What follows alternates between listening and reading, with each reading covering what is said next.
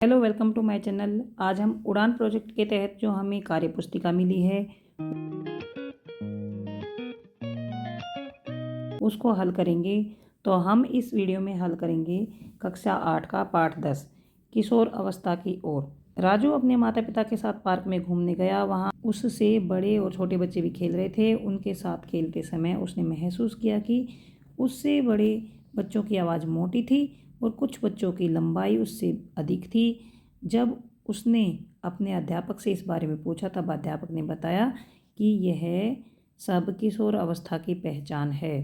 क्या आप इसी प्रकार के अन्य परिवर्तन अपने साथियों में भी देख सकते हैं? यदि हाँ तो उसकी सूची बनाओ। तो जब बच्चे बड़े होते हैं या किशोर अवस्था में होते हैं, किशोर अवस्था जो होती है वो 11 से 19 साल तक होती है।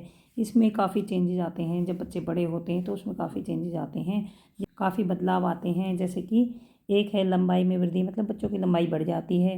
शारीरिक आकृति में परिवर्तन हो जाता है, उनका शरीर की जो आकृति है उसमें भी परिवर्तन होता है और उनकी जो आवाज़ है वो भी बदल जाती है और जनन अंगों में भी परिवर्तन होता है और उन पर जो स्वेद होती है, मतलब पसीने और तेल की ग्रंथियाँ जो क्रियाशील हो जाती हैं और उनमें मानसिक बौद्धिक विकास भी होता है।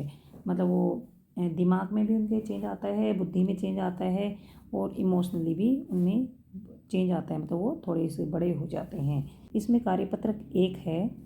आप कक्षा 6 से 8 तक अपने शरीर में कौन कौन से परिवर्तन महसूस करते हैं?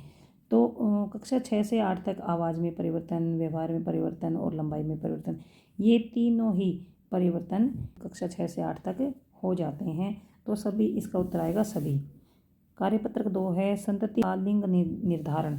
तो ये जीन्स होते हैं, एक्स वाई अगर होते हैं तो लड़का होता है और अगर एक्स एक्स होते हैं तो वो मादा यानी लड़की होती है।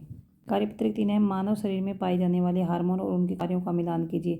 तो मानव शरीर में काफ़ी सारे हार्मोन्स होते हैं और उनके ये कार्य, जैसे इंसुलिन हार्मोन का कार्य होता है जो खून होता है उसमें शुगर की मात्रा जो होती है उसको नियंत्रित करना इंसुलिन हार्मोन का काम है। टेस्टोस्टेरोन जो है, लड़कों में जो परिवर्तन आते हैं, लड़के जब बड़े होते हैं किशोरावस्था की ओर होते हैं तो उनमें जो परिवर्तन आते हैं वो टेस्टोस्टेरोन हार्मोन के कारण होते हैं। और एंड्रेलिन हार्मोन जैसे क्रोध, चिंता, उत्तेजना, ये या फिर तनाव, चिंता वगैरह जो होते हैं ये एंड्रेलिन हार्मोन के कारण होते हैं। थायरोक्सिन हार्मोन से वसा, प्रोटीन, कार्बोहाइड्रेट की मात्रा नियंत्रित होती है। एस्ट्रोजन हार्मोन जो होता है वो लड़कियों में जो भी परिवर्तन होते हैं उसका कारक होता है।